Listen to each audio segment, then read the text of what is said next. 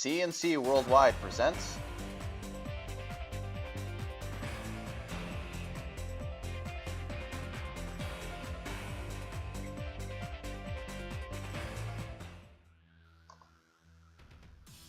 Good morning, Rochester. I'm Topher Giancursio with your SportsROC Report.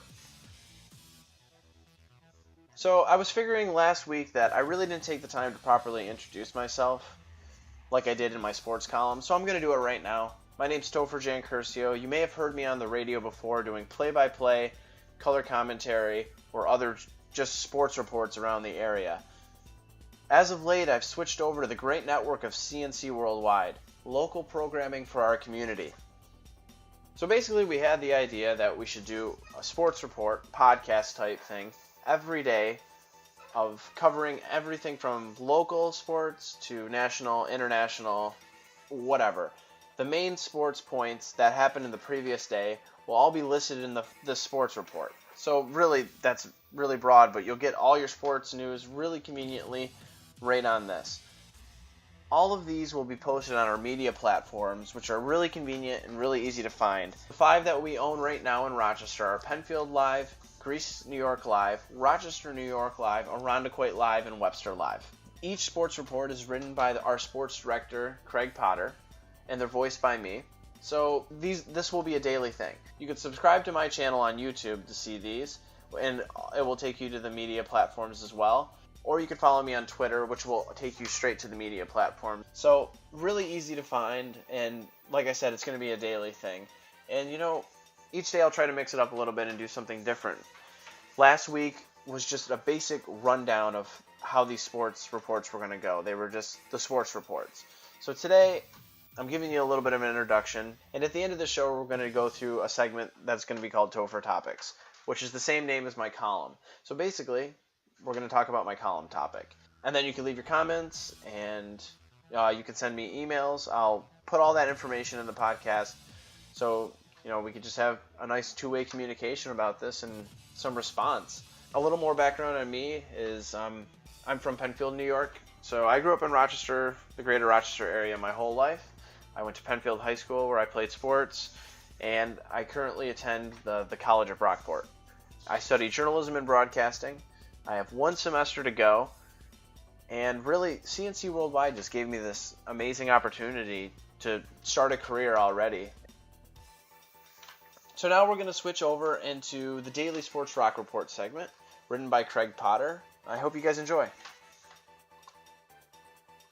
The Rochester Lancers split their 2 games over the weekend.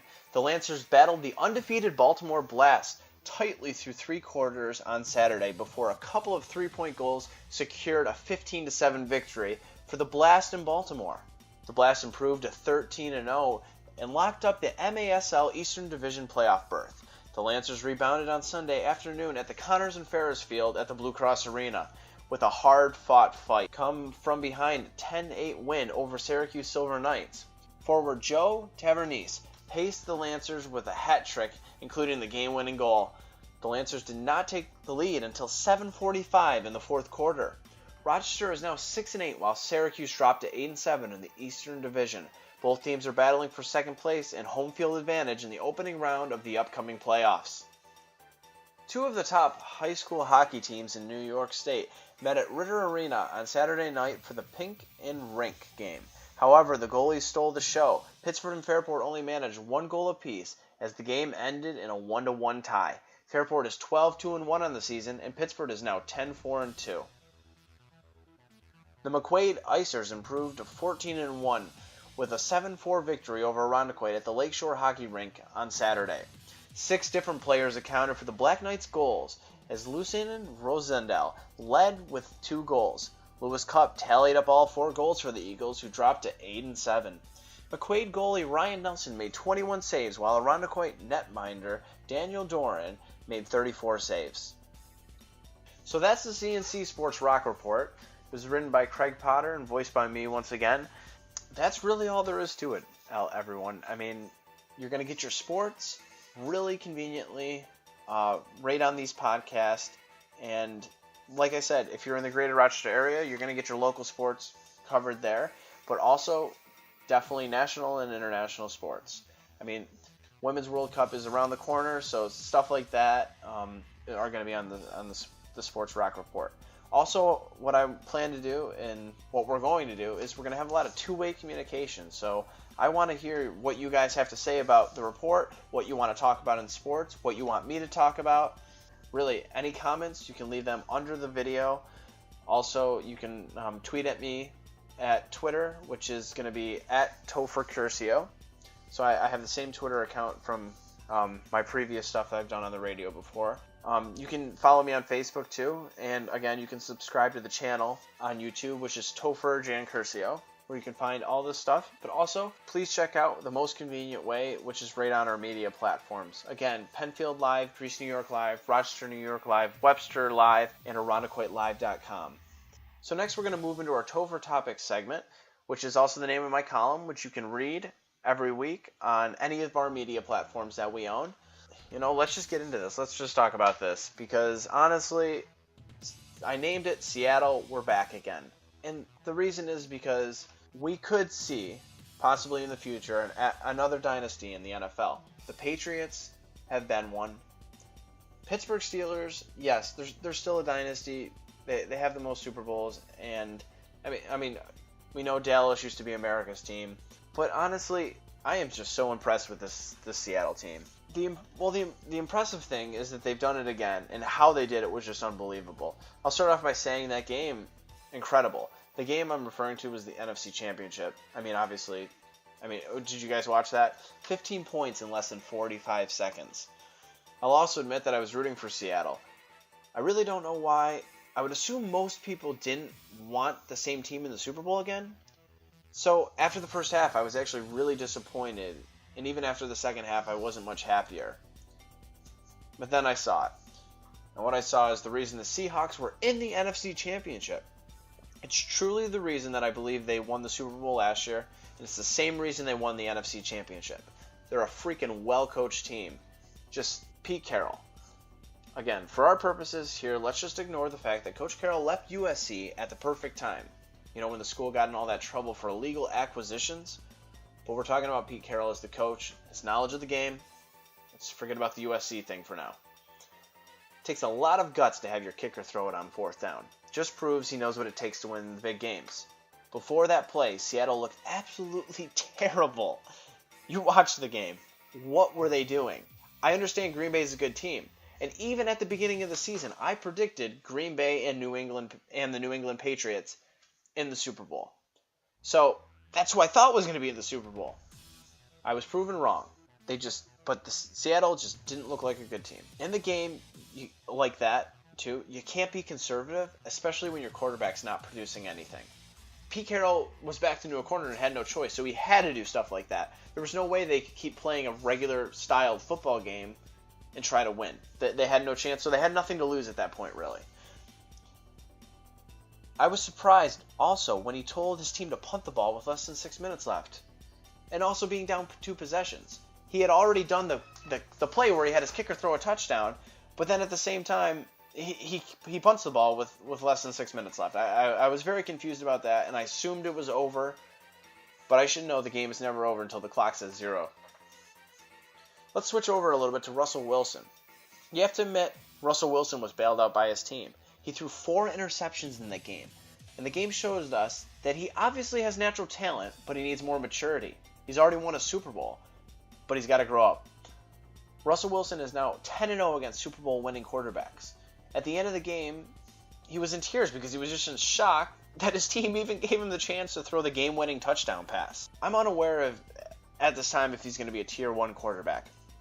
And I talked about this in my column. A Tier 1 quarterback right now is Aaron Rodgers, definitely, Drew Brees, Peyton Manning, Tom Brady. A Tier 2.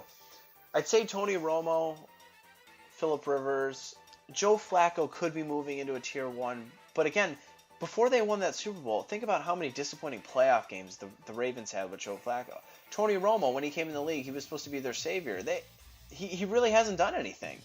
I mean, they make the playoffs. They've gotten better, but again, it's the same story with Dallas every year, just with Tony Romo ending the season. Phillip Rivers has probably, I would say, honestly, one of the strongest arms in the league. But you also need a whole team too, and he also needs to get a little bit more mature. He has the tendency to pout on the field a lot too, and it's probably why you haven't seen the Chargers in a big game. So sorry, I forgot how I got on that tangent. Oh, tier 1 quarterbacks, yeah. But truly, I believe that Russell Wilson has the potential to be a tier 1 quarterback. Maybe I'd even say one day about Kaepernick. I would have said that last season. Now I wouldn't say that as much anymore. But Russell Wilson just can't have games like that and expect to be bailed out by his team every time. Aaron Rodgers, on the other hand, had a good game. His mistake was that he slowed down the pace and they just couldn't put the nail in the coffin. At the beginning of the game, how many times were they in Seattle's territory and they just couldn't capitalize? They ended up getting 1 touchdown in the first quarter out of it. But they were, again, Richard Sherman's interception, the defense just holding them on the goal line, forcing them to kick field goals. You got to turn those into touchdowns in a game like that, especially in Seattle. Take the crowd out of it, which they ended up doing, but it still didn't even work because you gave Seattle their momentum back. Let's switch over again. Richard Sherman. We all know how full of himself he can be, and he's very overconfident. Doesn't have the years in the NFL to back it up yet, but I will say for the first time, I was proud of that guy. He's got to be definitely, right now, he's probably the number 1 defensive back in the league. I could say that. I was just saying he doesn't have the rights to say that he's the best corner or defensive back of all time. He's too cocky. He'll learn. He just needs a little more maturity as well. Huge interception in the end zone in the first quarter. Without that, I mean, you don't even give your team a chance to win the game. No one can say he isn't a team player either, and this is where he made me proud.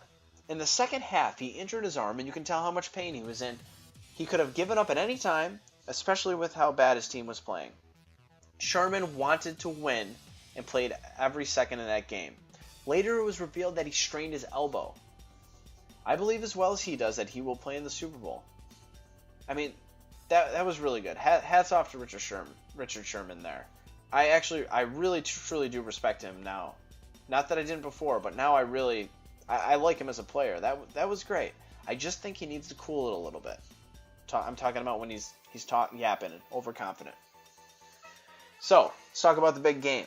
New England Patriots.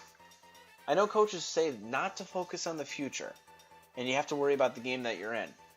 But you can't say that Bill Belichick and Tom Brady had a sigh of relief when they saw the Packers absolutely owning the Seahawks.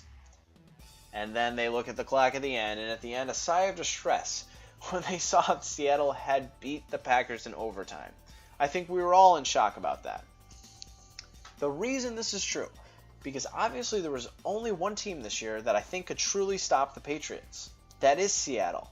And what's interesting about the Patriots is that at the beginning of the season, all the sports critics were saying the dynasty is over and Brady's close to retirement. Bill Belichick even talked about benching Brady. Well, one game later, he has one of the best games of his career and has led his team back to the Super Bowl on such a small path.